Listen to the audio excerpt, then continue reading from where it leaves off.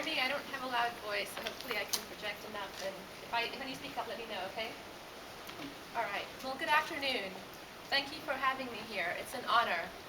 I was just like you 11 years ago. I was a senior at Temple and felt the promise of a journalism future ahead of me. I didn't know where my future lay, but I remember being excited and nervous and curious. A decade later, those feelings remain. I'm still excited and nervous and curious, and I stand here in front of you admitting that I don't know where our journalism future lies. My peers and I have some ideas, but it is tough to predict how rapidly our industry will change tomorrow. And that's what I'm here to talk about. Change. I've experienced a lot of change in my life. I was born and raised in Zambia, an African country that is known for copper, some wildlife, and the majestic Victoria Falls. When I was very young, my parents had applied for residency in the United States. I first came to America when I was 15, and a year later, I came for good to begin college. Now, when I came here, I thought my life would be like Monica and Rachel and Friends. Growing up, I had watched some American sitcoms like Friends and Beverly Hills 90210, and the star Jason Priestley, if any of you remember who he is. And imagine that to be the real America. Boy, was I surprised. Here was this young immigrant woman. I was 16, far from any semblance of home or friends. I was a little awkward and a little shy, and occasionally I stuttered. Life here was not like the cool images I had seen on TV. Life was tough. I had to learn to live a whole different way. I had to adapt fast, otherwise I would get left behind. So I changed. I was no longer a spoiled girl. Instead, I juggled different jobs to make some money. I read voraciously. I wanted to know how others were doing things, and so I learned by paying attention. I had a minor in French at the time and spent a summer studying at the Sorbonne in Paris. If you are able to, I highly encourage you to study abroad. I can't say enough how much that experience helped me. I learned a lot about myself and about different cultures, and I made some great friends from all over the world. Since I was a poor college student, I took a student loan to pay for the trip. It was a great investment and an experience that helped me build self-confidence. In my sophomore year, I joined the Temple News and reviewed websites. Can you imagine I reviewed websites back then? And I look back at some of my old reviews and have laughed at some of the things I wrote. I didn't know anything about newspapers, but this was a chance for me to get my feet wet. The fantastic staff that welcomed me and helped me a lot. I also tried to get internships. I remember being a fact checker for Philadelphia Weekly. I hated calling up people because I was nervous about stuttering, but I needed to change that mindset. Otherwise, how else would I grow in my experience and do my job? That same year, I took an Introduction to New Media class. It was worth 1 credit. We met in the evenings and looked at websites. It was stumbling into that class that I learned about my love for HTML and web design and production. I tinkered around with HTML and built my own website, Jigsha.com, where I experimented with design and such. I got an unpaid internship somewhere on the main line. It was at a website for a gemstone magazine, the Lapidary Journal, if anybody's into gemstones. I took the train there, the R6, I think it was, and I walked about a mile to the office. It wasn't an easy commute, but I know the experience would help my resume. In the spring of 2001, I heard from someone named Matt Diebel. He was an editor at Time.com. He wanted to interview me for an internship. He said he liked a website I had built for my sister's wedding a few months ago. I had a gallery in there with the cute captions and beginning and end, and he felt like he got to know my entire family. By the way, he Googled me in 2001. That was 12 years ago. I ended up getting a paid internship at Time.com. I was in shock. Time was a magazine I had read growing up with my dad. I couldn't imagine that one day I'd be there working in those offices. That was a fantastic summer. I learned so much. I asked questions. I volunteered to do anything. I worked whatever hours they asked of me. I absorbed as much information as I could. And heck, I got paid to live and work in New York City. That internship was formative in so many ways. I had developed a confidence in my skill set. I confirmed I loved doing online production work. And I got a taste of my potential future. It tasted good. The beauty of having Time.com on my resume meant landing future internships was so much easier. I interned at Philly.com in the fall.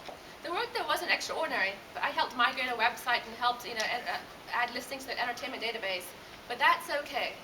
The experience of working with others taught me a lot of interpersonal skills and office etiquette. And since I was happily pitching in, they liked my work. To plan for my summer after graduation, I tested for a Dow Jones copy editing internship, and I see Dr. Ed Trey still there. Do you still do those? Yes. Awesome. I had hoped to get an online editing internship, but was awarded a slot as a wire copy editor at the Night Reader Tribune Wire Service in Washington, D.C. I was surprised, but also a little curious about copy editing.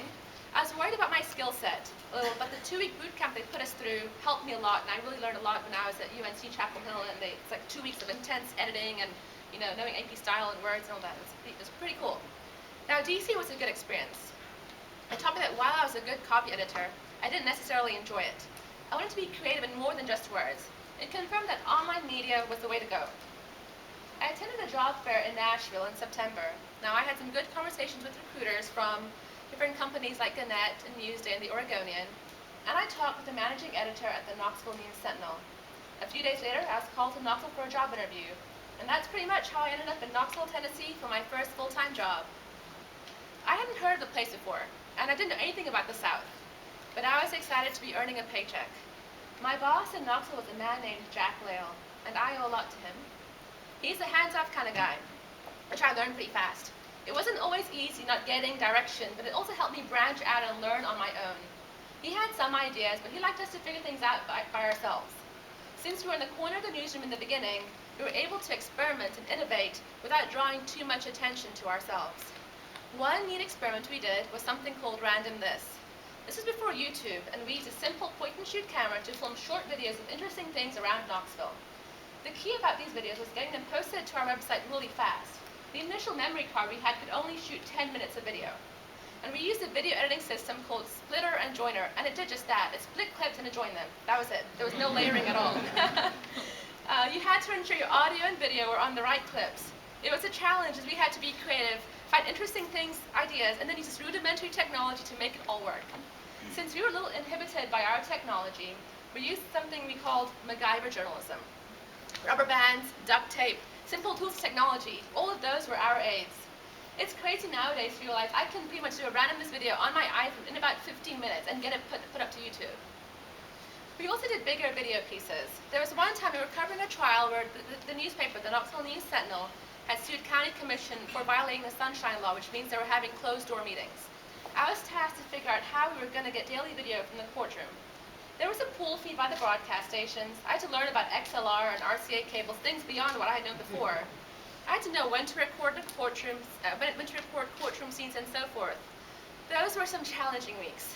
I spent the day at the courthouse gathering content, interesting bits of video testimony, and then spent the evenings editing them into one neat summary to post online. Something else I worked on was building a community site for people who like the Great Smoky Mountains National Park. That's about an hour east of Knoxville, so it's a beautiful part of the country that you haven't been before. Facebook was still in its infancy, and a company called Ning showed us how to build mini social networking sites. Go Smokies was created where people could share photos, videos, and their tales of camping and hiking. I had never made a community site before, but the technology made it easy. I just needed to ensure moderation occurred and that all technical problems were solved. The site now has over 2,800 members, many of whom meet twice a year for actual in-person hikes in the Smoky Mountains. Now, during this time, I was promoted to management.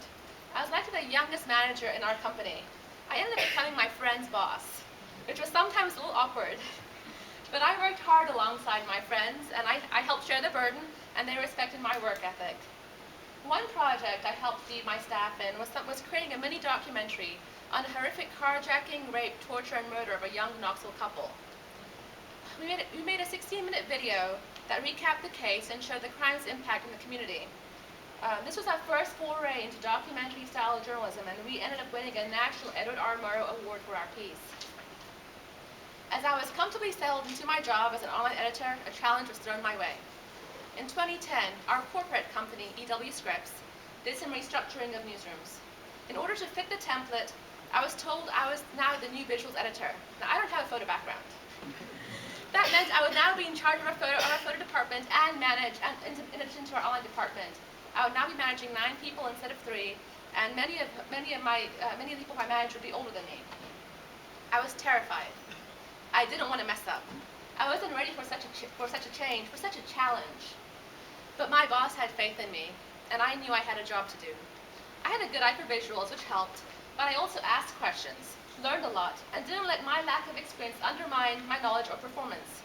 I ended up training our photographers to build their own photo galleries, shoot and edit their own videos, and promote their work on social media more. I'm sure at first my photo staff wasn't sure what to do with me, but as I committed to my job and learned about their photojournalism work, I knew I had earned their respect.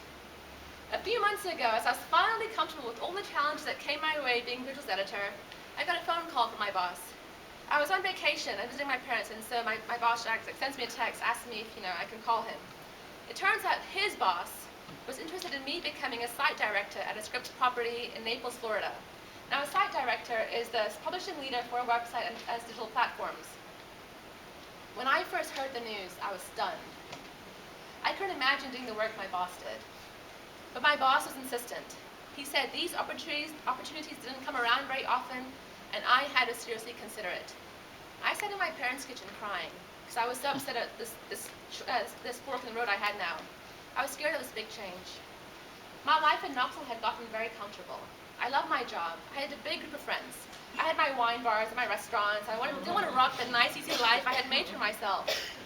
But I also knew that if I didn't take this, I would always question what if. Someone said I was showing courage by doing something that I wasn't sure about. But I just thought of my own self-respect. Knowing that I had turned something down because I was scared about it would not sit well with my conscience. Fear should not stop me from growing in new ways. I had to try something new. I had to grow. I had to change. After throwing myself a few farewell parties in Knoxville, I got in my car and drove south to Naples. And guess what? I like this new job a lot. I have been challenged in more ways than I even imagined. I haven't done as much journalism. Instead, I've handled more questions about fees and overheads and processes and such. I know a lot more about the business end of our website now. I've only been there 6 weeks, but already I know what a great career move this has been for me. And as a female leader, I hope that one day I can eventually be a role model for some. As women, we worry about risk and failure. It's important to take a risk. This risk was a huge change in my life, and not one I would have thought to make. I'm really glad my boss nudged me in that direction. The Naples Daily News, where I work, will soon be undergoing a big change. We will start charging for some content next week. This is a model that many newspapers are going through, as I'm sure you've heard. Commenters and non-subscribers ask about that. They think we'll drop traffic and that we'll lose readers. But you know what? It's important to test it out. Our industry cannot be complacent and just sit there thinking we're going to be fine as our readership declines and as we struggle to maintain a staff and pay them. I read a report in the New York Times last week that the New York Times paid model is working. Their circulation revenue has grown over 6% in the last quarter. But while it's easy to start charging for stories, it's also important that we are delivering value and offering our readers a robust experience wherever they are.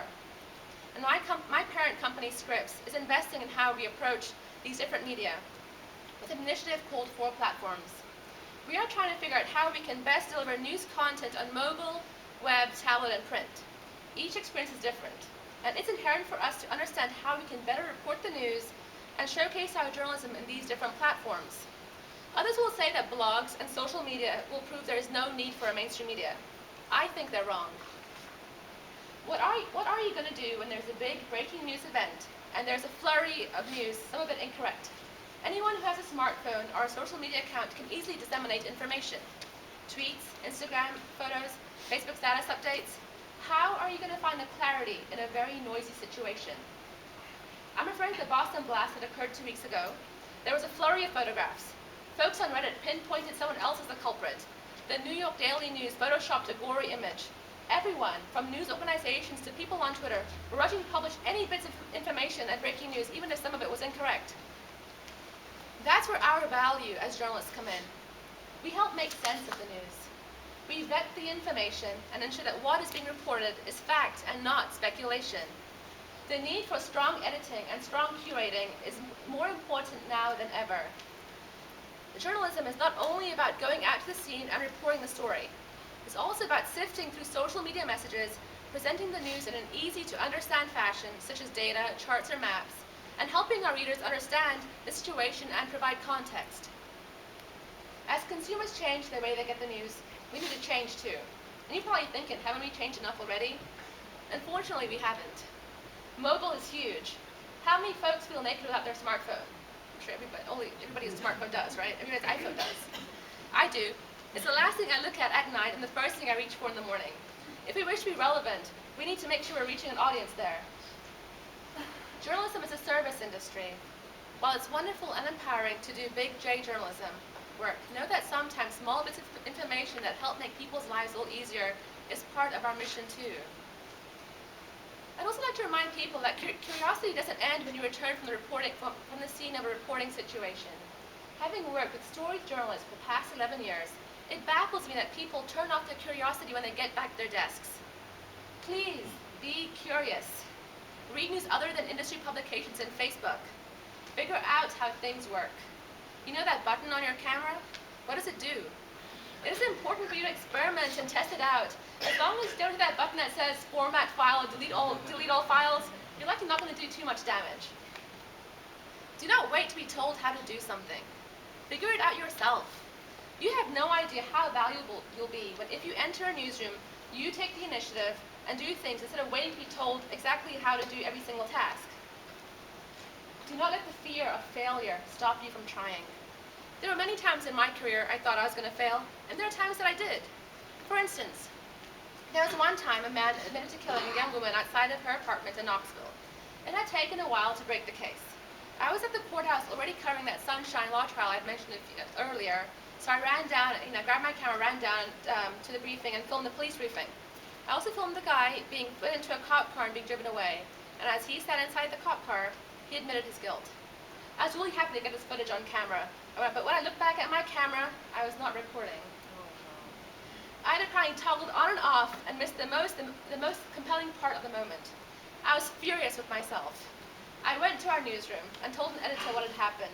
I think my self-frustration was so strong, they took some pity on me, and I didn't get chewed out as bad as I thought I would. I ended up salvaging the situation somewhat, but after then I learned a good lesson. Always pay attention to that red light on the camera when you're recording. But you know what? Being open to failure teaches you humility. Humility is important in our industry. We provide a service where we report people's stories. They place their trust in us. We cannot undermine that. And while you are kind to your subject, remember to be kind to your colleagues. No one enjoys working with an abrasive personality. If you don't get along with your peers at even the most basic level, no one will enjoy working with you. If you're in a small business where you deal with only yourself, that's fine. But if you work in a newsroom where there are so many distinct personalities, it's crucial to get along. The job is tough. You don't want your colleagues to make it even more difficult. My personal philosophy is one can never be guilty of too much kindness. It will take you far in life. Thank people when they help you, and not just via text. I'm still baffled that people don't send thank you emails after job interviews. So there's my hint to you. Send an email. Finally, show up. Show up to life. You will not be handed things on a platter. Show up and seize the opportunity. While I often say it's luck that I've had this great career, I know it's because I made the point of showing up. We have this one life given to us, and there are so many awesome things to do. Do not let opportunity pass you by without making a point of seizing it. If you wait too long, your chance may be gone. And finally, be open to change. It'll be scary and thrilling and fun and unnerving, but the ride is so worthwhile, and the lessons you learn will be invaluable.